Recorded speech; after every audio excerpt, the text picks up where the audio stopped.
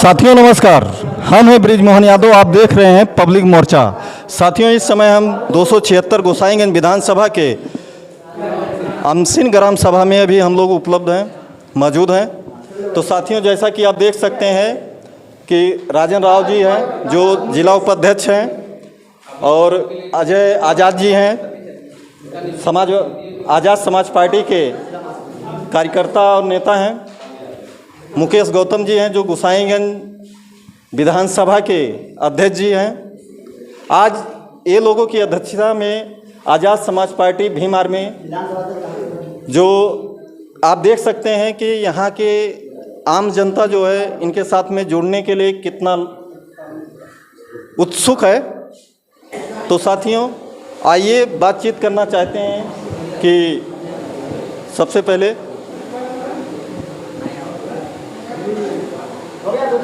खड़े हो जाए। तो सूरज जी हैं जो विधानसभा सचिव पद पर हैं, आप आज़ाद समाज महासचिव आज़ाद समाज पार्टी के।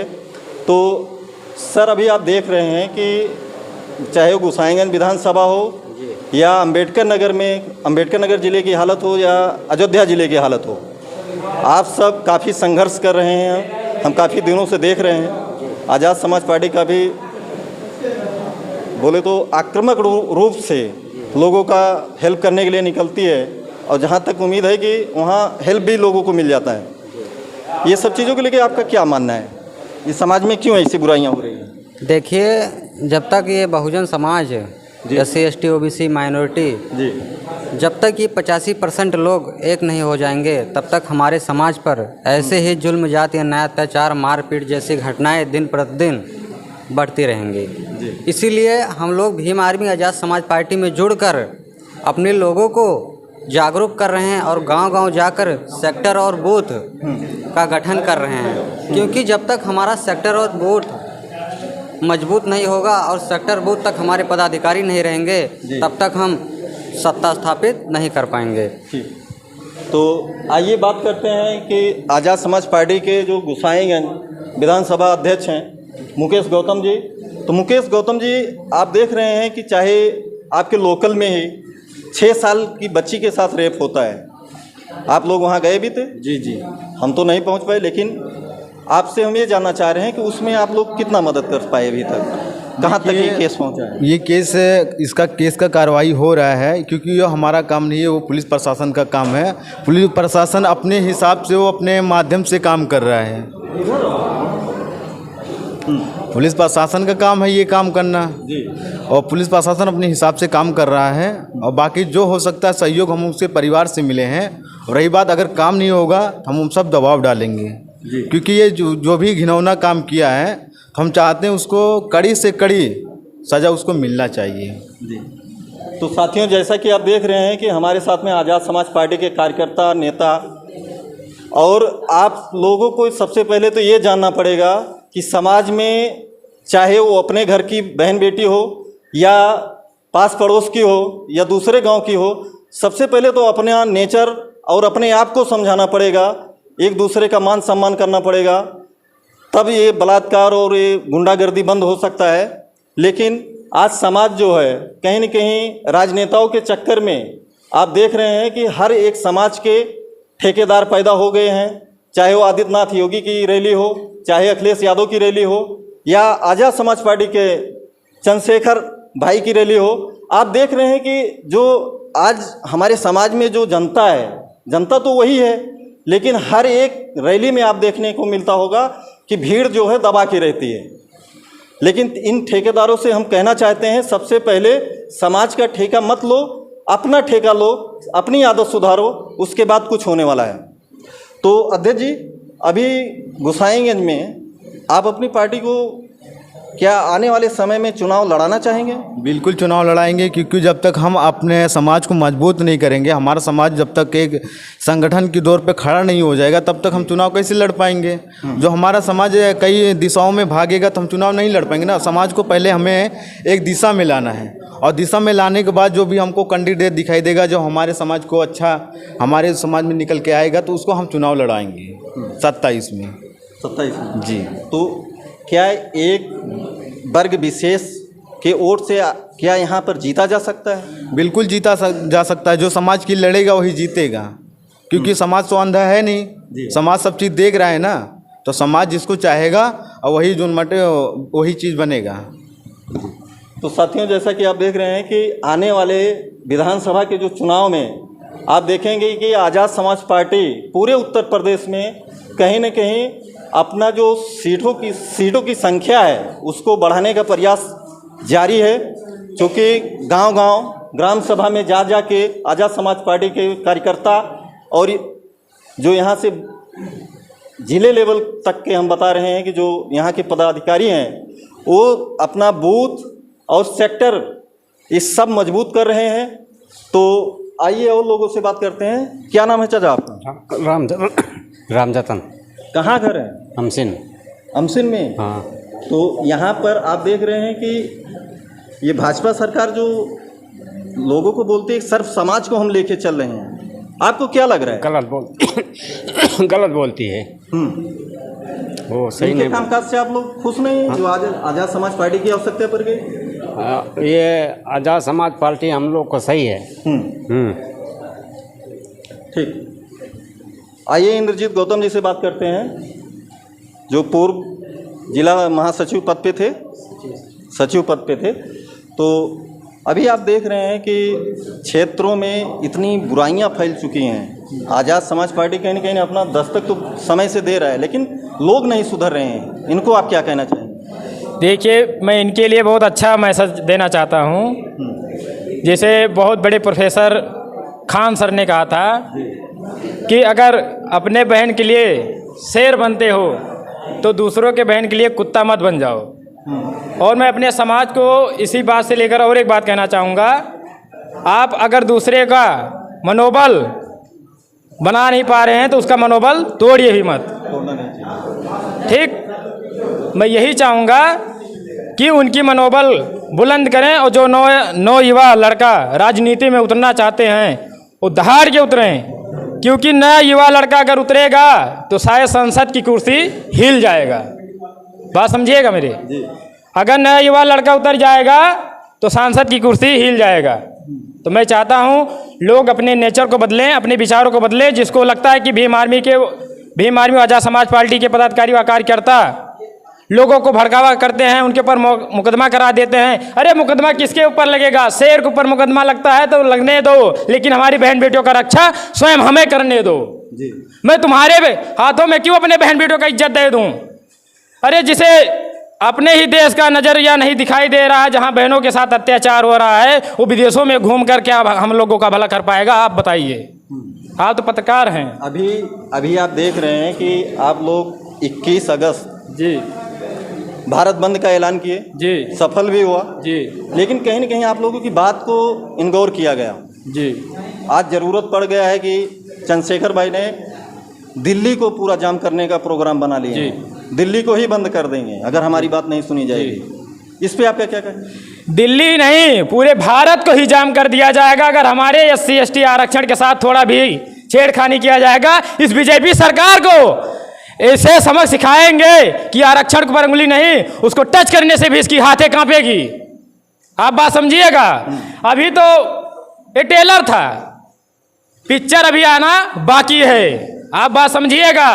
अभी तो लोग इंतजार कर रहे हैं घड़ियों का। अगर वो घड़ी खत्म हो गई तो इन लोगों को भागने का मौका भी नहीं मिलेगा। आप श्रीलंका में देख रहे हो, हाँ श्रीलंका में शायद देख रहे हैं, बांग्लादेश में देख रहे हो ना, तो ऐसे भारत में ही भी हो जाएगा। कुर्सियाँ किसी की हमेशा नहीं रहती है। कुर्सियों को छीनने के लिए हम लोगों को अपना आवाज़ और अपने जुनून जिंदा रखना पड़ेगा, तभी कुर्सी छीनेगी। Thank you. क्या नाम भैया आपका? रंजीत पाल। रंजीत पाल जी। अभी आप देख रहे हैं कि आज़ाद समाज पार्टी को आपको ज्वाइन करने का क्यों आवश्यकता पड़ गई? ये अच्छा है कि मैं ज्वाइन कर रहा हूँ। ये हो सकता है आने वाले पीढ़ी में मेरे को काम देगा, मेरे दोस्त लोग को, मेरे को भी काम देगा, समाज लोग को देगा। अभी कुमिया बदौली अरवद का ही मामला था जी, उसी साइड का एक दारू के ठेके पर काम करने वाला पाल समाज का ही लड़का था। जी जी जी, सुने थे कि नहीं? समझ रहे हैं, देख रहे हैं। उसको अन्य बिरादरियों के लोग काफ़ी मारे पीटे, फ्री दारू मांग रहा था, नहीं दे रहे थे। नहीं दे रहे थे। तो आपको क्या लग रहा है कि ये समाज जो है आज एक दूसरे का सम्मान सब खो दिया है कि नहीं खो दिया? खो दिया है, सही बात है। इसके लिए क्या करना चाहिए? इसीलिए तो हम ज्वाइन किए हैं भीम आर्मी को, तो हमें भी थोड़ा सहयोग मिलेगा आने वाले समय में, कोई काम पड़ेगा या कुछ भी तो हमारी भी मदद होगी, इसलिए मैं आया हूँ। ठीक। तो साथियों, जैसा कि आप देख सकते हैं कि नवयुवा जो है वो भी समझ चुका है कि कहीं न कहीं आज़ाद समाज पार्टी का भविष्य है, इसको मानना पड़ेगा। चूँकि चंद्रशेखर भाई ने नगीना जीत कर दिखा चुके हैं, ये साबित कर चुके हैं कि आने वाले समय में चंद्रशेखर भाई जो है कि एक मजबूत पार्टी और मजबूत नेता बन के उभर रहे हैं। इसको लोगों को समझने की आवश्यकता है अभी, क्योंकि कहीं न कहीं कोई भी बवाल होता है, चाहे वो लड़की का मामला हो या मर्डर का मामला हो, कहीं न कहीं आज़ाद समाज पार्टी अपनी दस्तक बराबर समय पे देती है। हम और अन्य पार्टियों की बात करना चाह रहे हैं कि ऐसे लोग नेता तो बहुत हैं, लेकिन अपने समाज के लिए लोग नहीं खड़ा हो पा रहे हैं, ये हाल है। तो अमित आज़ाद जी से नमस्कार। जय भीम। मेरा नाम अजय कुमार है। जी जी। आज़ाद भी लिखते हैं? जी, आज़ाद भी लिखते हैं, अजय आज़ाद भी लिखते हैं। आज़ाद लिखने क्या? आज़ाद लिखने से इसलिए मुझे लग गया क्योंकि जब हमारे हर जगह देखो, आप देखे होंगे राजस्थान में मोह छकने पे राजेश पाल की हत्या कर दी गई थी जी। और मेरा भाई एक इंद्र मेघवाल था, उसको मटके छूने से हत्या कर दी गई थी। तो हम आज़ाद नहीं थे।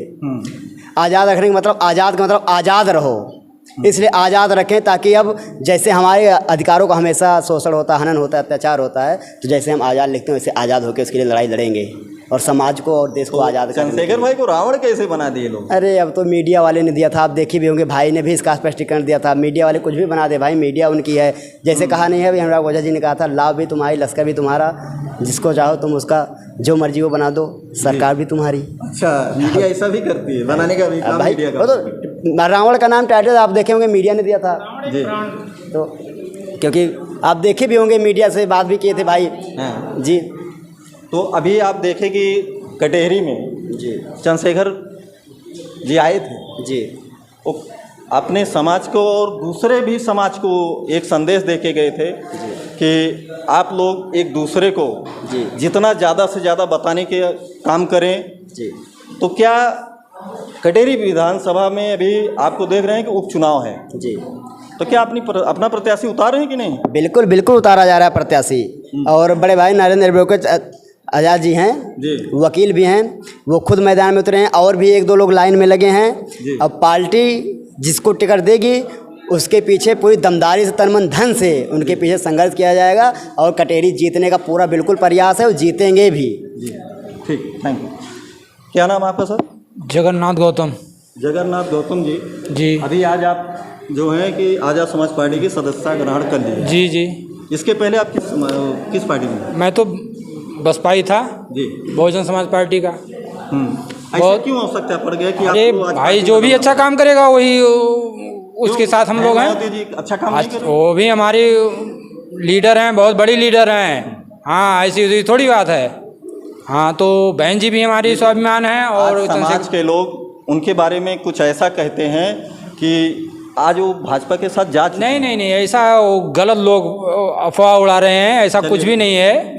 हाँ, चंद्रशेखर भाई और बहन जी हमारे बहुत माननीय हैं और जो भी समाज के लिए कार्य करेगा उसके लिए उसके साथ हम लोग हैं और दिलो दिमाग से रहेंगे। भैया आपका क्या नाम? मेरा नाम चंदन सक्सेना है। जी।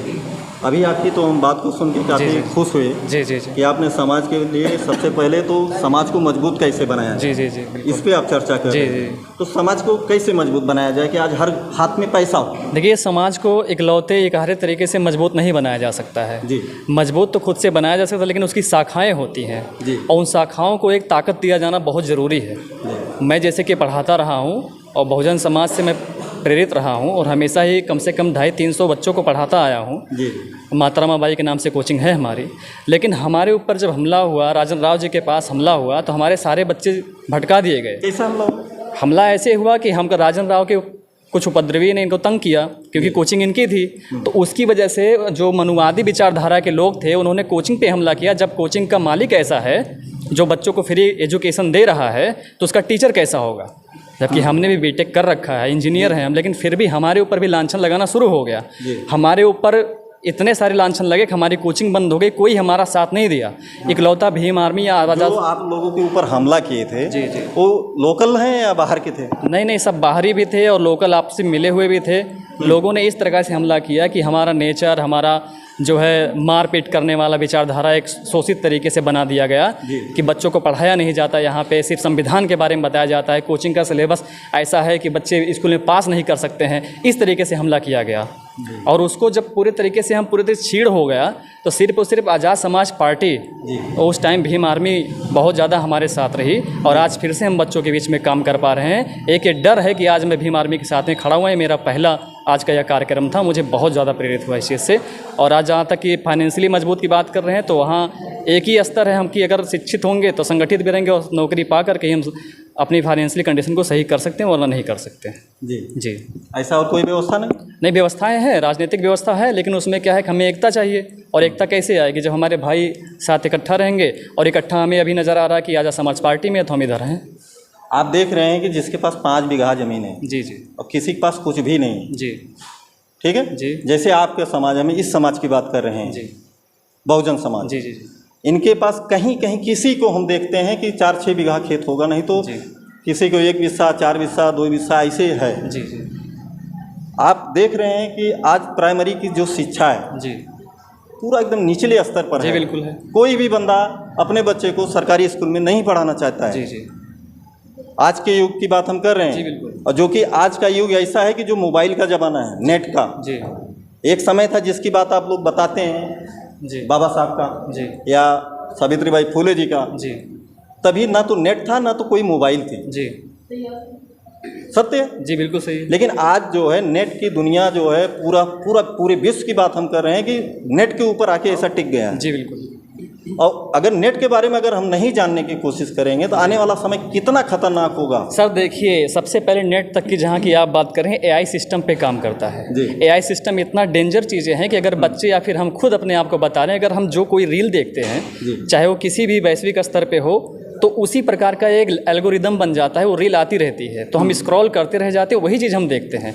अगर ऐसा नहीं, अगर हम एजुकेशन की रील देखेंगे, पढ़ाई के कोई कॉन्सेप्ट देखेंगे तो वो भी रील के माध्यम से हमको प्रेरित करेगी। लेकिन यही चीज़ हमारे बच्चों को समझ में नहीं आ रही है कि उनको अपने इंटरनेट का यूज कैसे किया जा सकता है। इंटरनेट का यूज हमेशा किया जाना चाहिए, क्योंकि जो आप जानते हो 1 GB मिलता है, 1024 MB उसमें होता है, प्रत्येक kbps पे नेट कट जाती है। तो इंटरनेट का यूज हमें करना चाहिए। अगर हम इंटरटेनमेंट पे कर रहे हैं तो वहीं एजुकेशन या फिर महापुरुषों के बारे में जानना चाहिए, या फिर भीम आर्मी है या फिर कोई और पार्टी है उसके बारे में तुलना करके हमें देखनी चाहिए कि हमारे लिए, हमारे साथ में कौन खड़ा है और हमारे लिए कौन सा विषय वस्तु जरूरी है जिसको पढ़ करके या फिर हम आगे बढ़ सकते हैं। ये पहले भाई आप जैसा बोल रहे हैं कि 4 बीघा 5 बीघा, तो जो सवर्ण जाति के लोग जो बोलते हैं कि हमारे पास तो 5 बीघा है, 5 बीघा, लेकिन जिसके 2 बच्चे हैं ना, उनकी भी पढ़ाई का खर्चा उसमें से नहीं निकल रहा है आज। जी जी जी, समझ। हम ये कहना चाह रहे थे, जिसके पास नहीं है उसका क्या जीवन होगा। जिसके पास 5 बीघा है और उसकी पढ़ाई का खर्चा नहीं निकल रहा है, उसका कारण ये है कि पढ़ाई का खर्चा अगर निकलेगा भी तो नहीं पढ़ा पाएगा ना, नहीं पढ़ा पा रहा है। बिल्कुल, रीज़न ये है कि क्योंकि उनके 2 बच्चे हैं और पढ़ रहे हैं,